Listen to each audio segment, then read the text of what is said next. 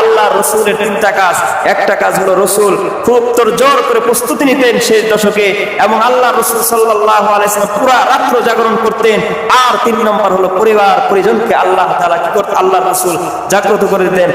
আমরা উম্মত হিসেবে শ্রেষ্ঠ,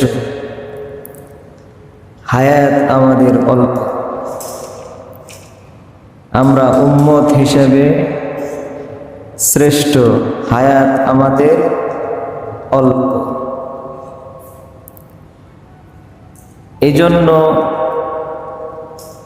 অল্প হায়াতে আমরা কিভাবে আল্লাহ তাআলার নৈকট্য অর্জন করতে পারব, কিভাবে অল্প সময়ে আল্লাহ তাআলার প্রিয় ভাজন হতে পারব,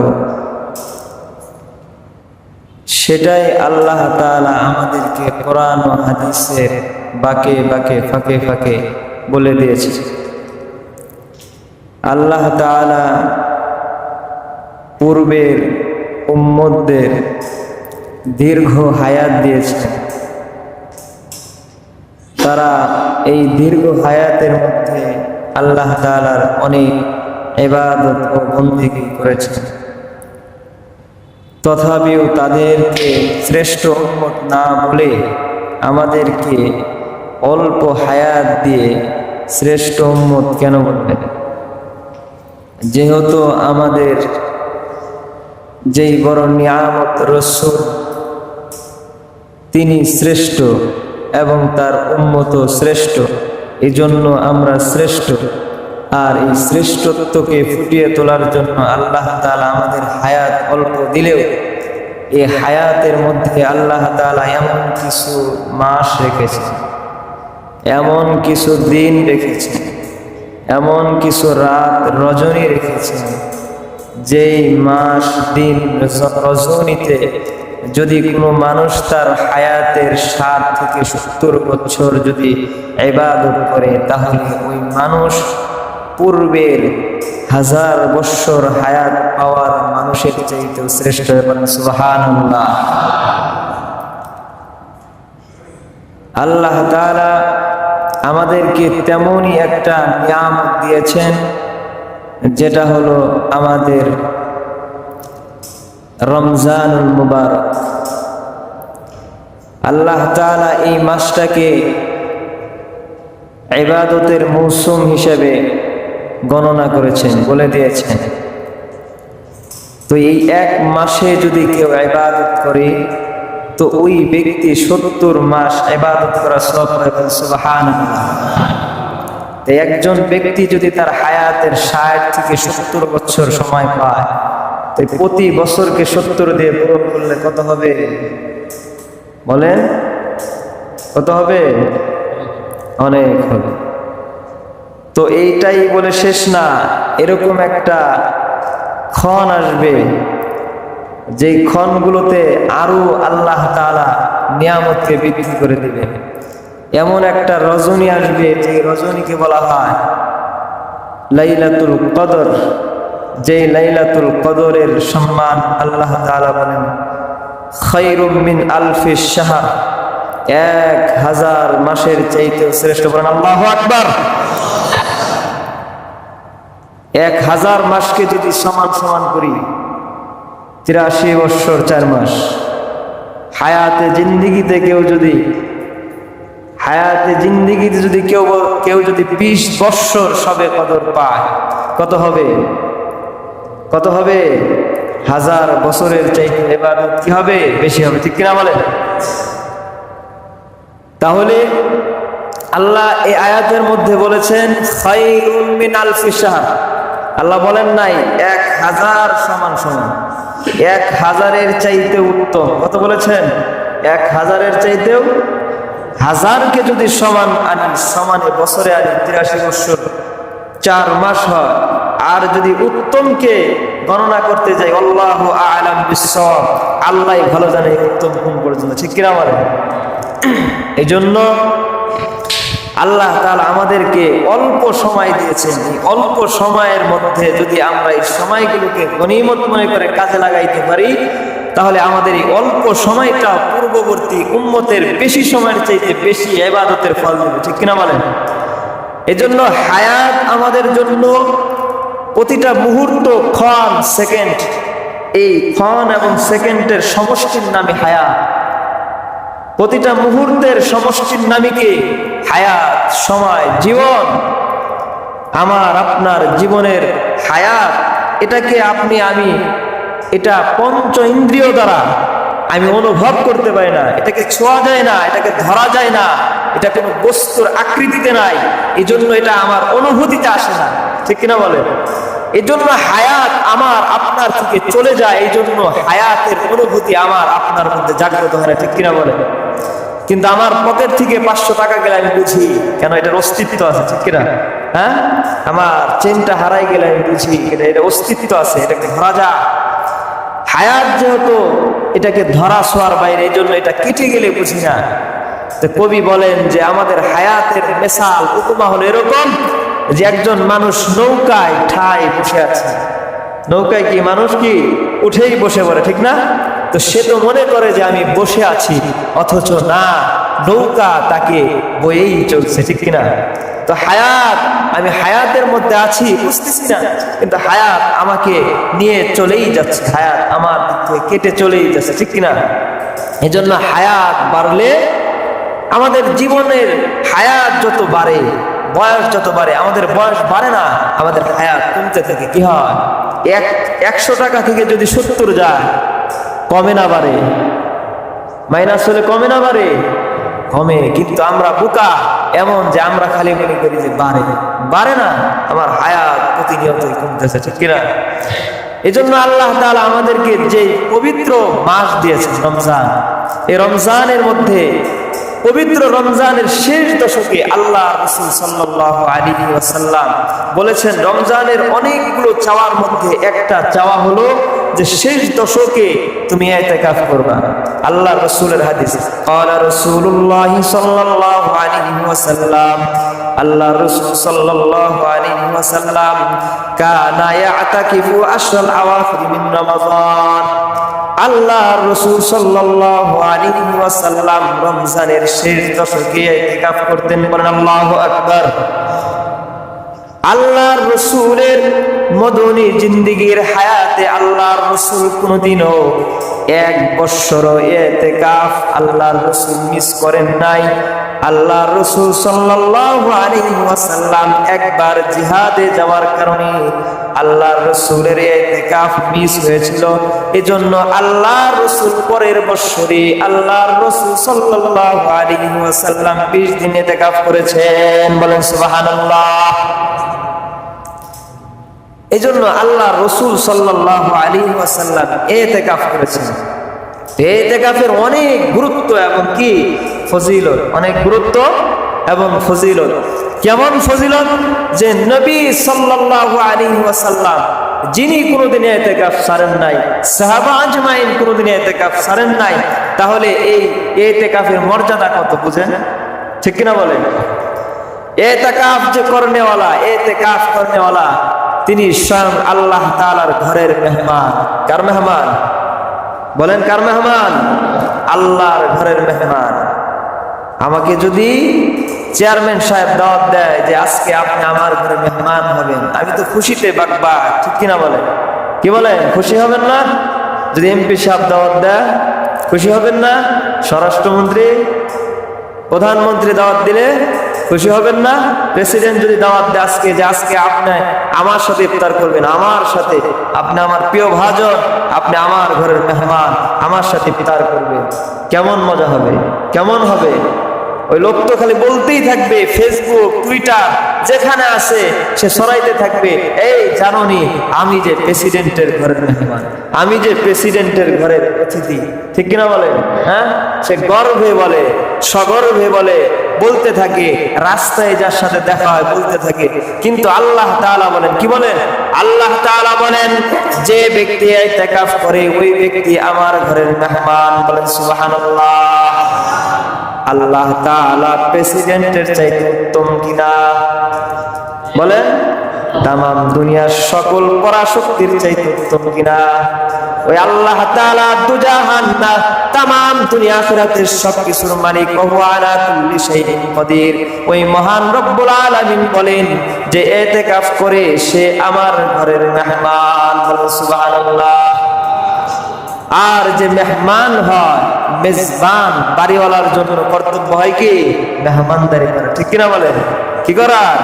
মেহমানদারি করার।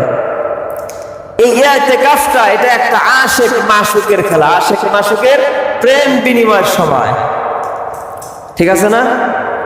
এই যুবকরা ঠিক আছে না?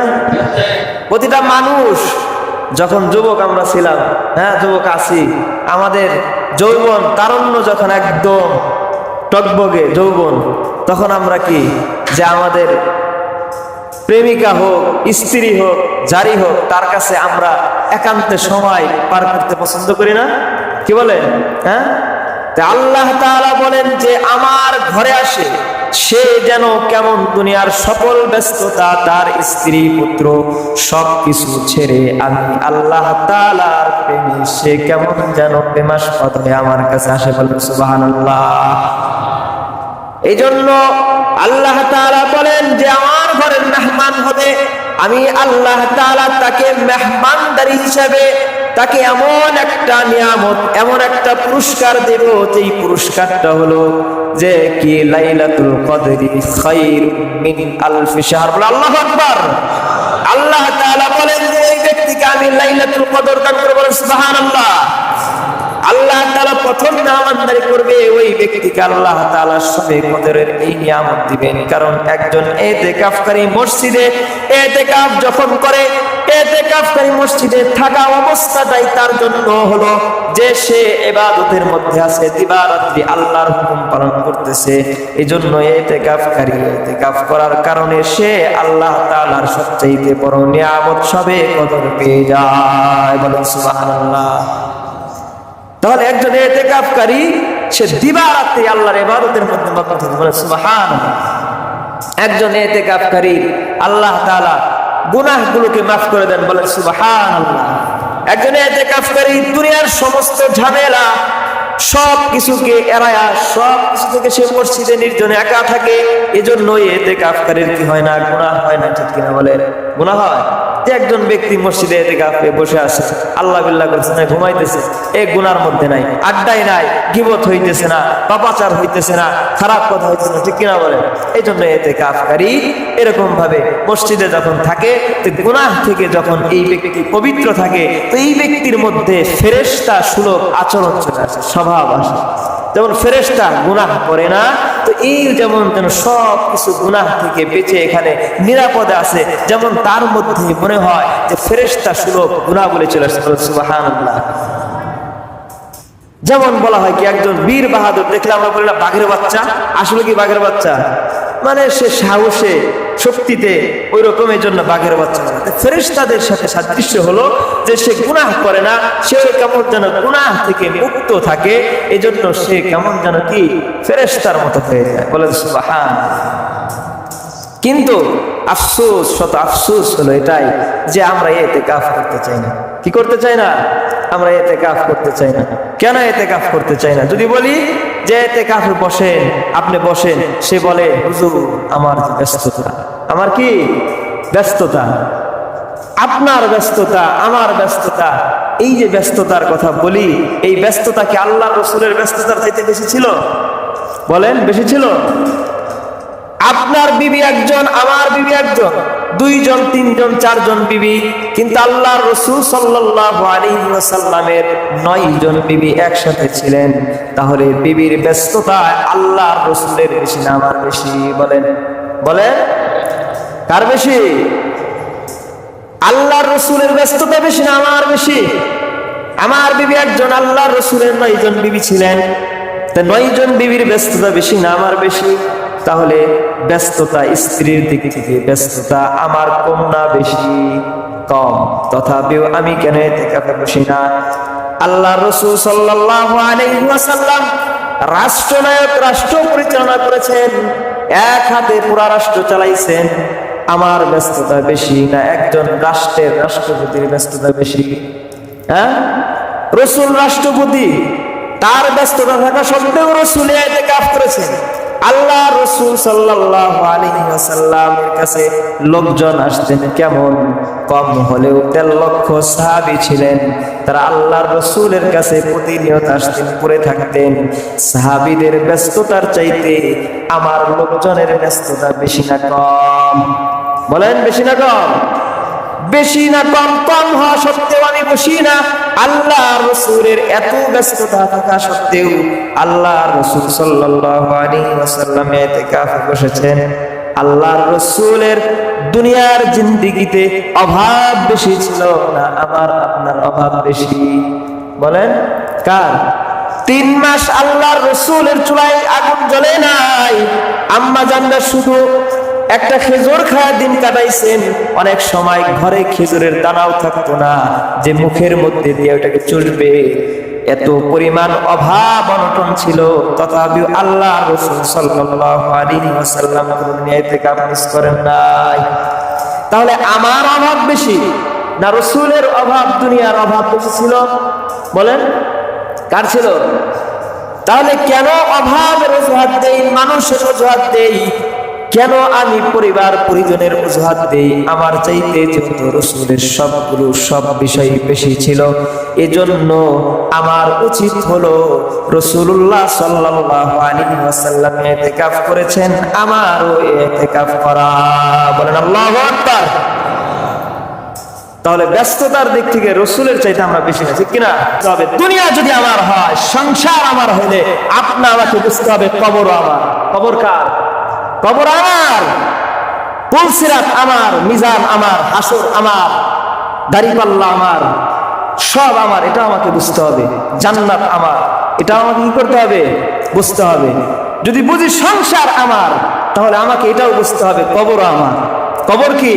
কবরটাও আমার। আমার কবরে আমাকেই যেতে হবে। কাকে যাইতে হবে? আমাকেই যাইতে হবে, কেউ যাবে না।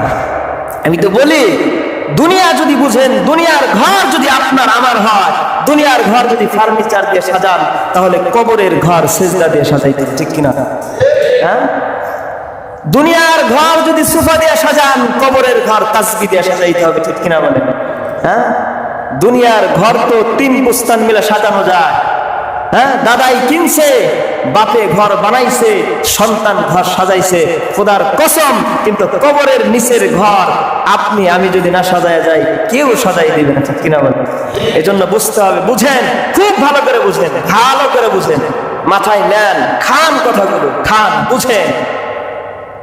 কবর আপনার, আমার, আমার কবর, বাড়ি আমার, মোটরসাইকেল আমার, কবরের ওই যে খাটিয়া বহন ওটা আমার বাড়িতে যাইবো, এই জন্য ওটার ফিকির আমার করতে হবে, ঠিক কিনা?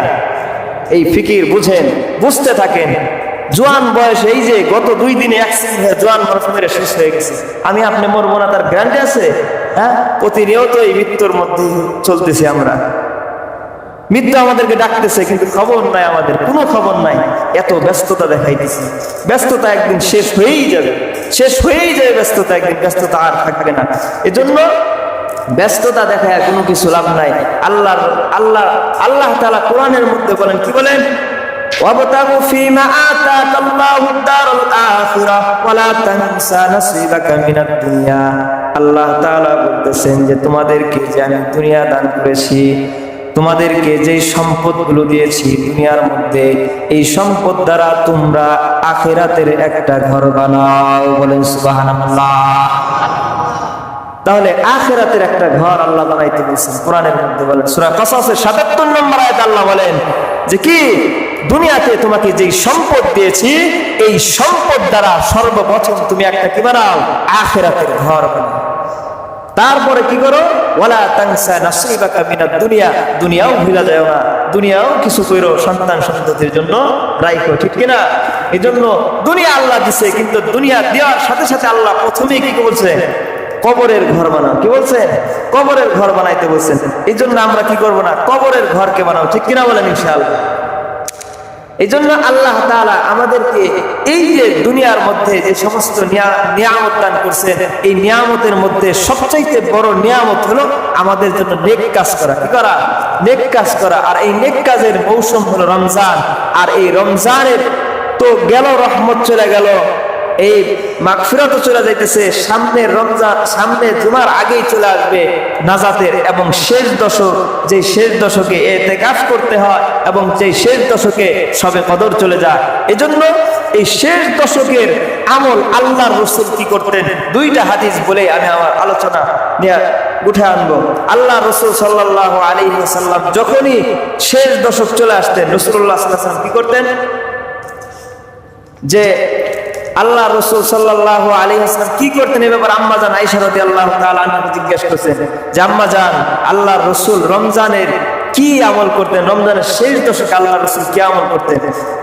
আল্লাহর রাসূলের ব্যাপারে বলে, কানা রাসূলুল্লাহ সাল্লাল্লাহু আলাইহি ওয়াসাল্লাম ইয়াজতাহিদু ফিল আশরি আওয়াখির মা লা ইয়াজতাহিদু ফি গায়রিহি। আম্মা জান আয়েশা রাদিয়াল্লাহু তাআলা আনহা বলেন, রাসূলুল্লাহ সাল্লাল্লাহু আলাইহি ওয়াসাল্লাম রমজানের শেষ দশকে এত বেশি পরিমাণ মেহনত মুজাহাদা করতেন যে আল্লাহর রাসূল সাল্লাল্লাহু আলাইহি ওয়াসাল্লাম বছরের কোন সময় এবং রমজানের প্রথম 20 দিনও এই পরিমাণ মেহনত করতেন না। বলেন সুবহানাল্লাহ। তাহলে আল্লাহর রাসূলের আমল হলো যে শেষ দশকে আল্লাহর রাসূল সবচেয়ে বেশি মেহনত করতেন। এমন মেহনত যে কেমন মেহনত, আর এক হাদিসে আল্লাহর রাসূল বলেন, কানা রাসূলুল্লাহ সাল্লাল্লাহু আলাইহি ওয়াসাল্লাম ইযা দাখালাল আশরু, যখন রমজানের শেষ দশক চলে আসতো আল্লাহর রাসূল সাল্লাল্লাহু আলাইহি ওয়াসাল্লাম ওয়াজাদ্দা ওয়াশাদ্দা মিজার, আল্লাহর রাসূল সাল্লাল্লাহু আলাইহি ওয়াসাল্লাম কোমরের মধ্যে লঙ্ঘিকে শক্ত করে বাঁধতেন। বলেন সুবহানাল্লাহ। আমাদের দেশে দেখেন না, শক্ত কোনো কাজ করতে গেলে গামছাটা কাঁধে থাকলে ফট করে খুলে কি করে মাজায় বাঁধে না কেন? এটা দুইটা ব্যাখ্যা। একটা হলো যে এটা দ্বারা যে শক্ত করে বাঁধতেন হলো যাতে কি একটু শক্তি আসে, ভারী কাজ করতে গেলে যেমন মানুষ কোমরে কি করে এরকম ভাবে শক্ত করে বাঁধে। মার্শাল আর্ট কমফু কেরাতে শিখে জানেন না, এদের দেখবেন যে একটা মাজা একটা বেল থাকে, বেল শক্ত করে বাঁধে। এই বেলটা এদের কি র্যাং লাগে, আবার এই বেলটাই তাদের কোমরে মজবুতির জন্য বাঁধে। এটা সবখানে আছে। গামছা, গ্রামের মানুষ আয় গাছটা উঠাইতে হবে, ব্যানটা ধাক্কা দিতে হবে, কি করবে, গামছা থাকলে পট করে খুলেই মাজার মধ্যে কি খুব শক্ত করে বাঁধে। হেইও ঠিক আছে না? আল্লাহর রাসূল সাল্লাল্লাহু আলাইহি ওয়াসাল্লাম রমজানের শেষ দশক যখন আসতেন সাথে সাথে কোমরের মধ্যে কি করতেন, এরকম ভাবে গামছা বাঁধতেন। অর্থাৎ রাসূল সাল্লাল্লাহু আলাইহি ওয়াসাল্লাম খুব বেশি তোড়জোড় করে রমজানের শেষ দশকে আমলের জন্য প্রস্তুতি নিতেন। বলেন আল্লাহু আকবার। এরপরে আল্লাহর রাসূল সাল্লাল্লাহু আলাইহি ওয়াসাল্লাম কি করতেন, আহিয়াল লাইল, আল্লাহ রাসূল সাল্লাল্লাহু আলাইহি ওয়াসাল্লামের শেষ দশকে আল্লাহ রাসূল সাল্লাল্লাহু আলাইহি ওয়াসাল্লাম পুরা রাত্রি জাগরণ করতেন। বলেন আল্লাহু আকবার। আল্লাহ রাসূল কি করতেন, পুরা রাত্রি জাগরণ করতেন। এই জন্য অলসতা করা যাবে না, পুরা রাত কি করতে হবে, জাগ্রত হতে হবে। অলসতা মানুষকে দুনিয়ার সবচাইতে নিচু জায়গায় নিয়ে যায়। অলসতা নাই, বাস কোমর বাইধা হিম্মত করে দাঁড়ায় যাবো, সারা রাত তেলাওয়াত করুন, না হয় জিকির করুন, না হয় কোরআনে কারীম তেলাওয়াত করুন। যেহেতু আল্লাহ রাসূল করছেন তা আমিও করবো, আমি মরবো না, আমার কিছু হবে না ইনশাআল্লাহ, বরং আমার কল্যাণ আর কল্যাণ। আল্লাহু আকবার। এই জন্য শেষ দশক আল্লাহ রাসূল রাত্রিগুলো কি করতেন, পুরা রাত জেগে ইবাদত করতেন। আল্লাহ রাসূলের 3 নম্বর আমল হলো আইকাদা আহলাহু, আল্লাহ রাসূল সাল্লাল্লাহু আলাইহি ওয়াসাল্লাম শেষ দশকের রাত্রিগুলোতে আল্লাহ রাসূল তার পরিবার পরিজন আওলাদ ফরজানদেরকে জাগ্রত করে দিতেন। বলেন আল্লাহু আকবার। তাহলে আমাদের কাজ কি, আমরা নিজেরা জাগবো এবং শেষ দশকে আমাদের সন্তান সন্ততি স্ত্রী মা বাপ সকলকে জাগাই দেবেন। আল্লাহু আকবার। ঠিক আছে না ইনশাআল্লাহ? যারা ইতিকাফে বসতো তাদের জন্য সূরত আছে, কি মোবাইলে বলে দিবেন, উঠো উঠো, ঘুমাও কেন, ইয়া বাগিয়াল খাইর, হে কল্যাণ অন্বেষণকারী, আকবিল আকবিল, উঠো উঠো কল্যাণ অন্বেষণকারী, উঠো উঠো। এই জন্য আমাদের 3 নম্বর কাজ হলো কি, আমরা হোক, আমাদের পরিবার পরিজন সকলকে কি করব, রাত্রে জাগ্রত করে দেবো। ঠিক আছে না ইনশাআল্লাহ? তাহলে আল্লাহ রসুলের তিনটা কাজ। একটা কাজ হলো রসুল খুব তোড়জোড় করে প্রস্তুতি নিতেন শেষ দশকে, এবং আল্লাহ রসুল সাল্লাল্লাহু আলাইহি ওয়াসাল্লাম পুরা রাত্র জাগরণ করতেন। আর 3 নম্বর হলো পরিবার পরিজনকে আল্লাহ তাআলা কি করতেন, আল্লাহ রসুল জাগ্রত করে দিতেন। আল্লাহ তাআলা আমাদেরকে এর উপরে আমল করার তৌফিক দান করুন। দাওয়ান আলহামদুলিল্লাহি রাব্বিল আলামিন।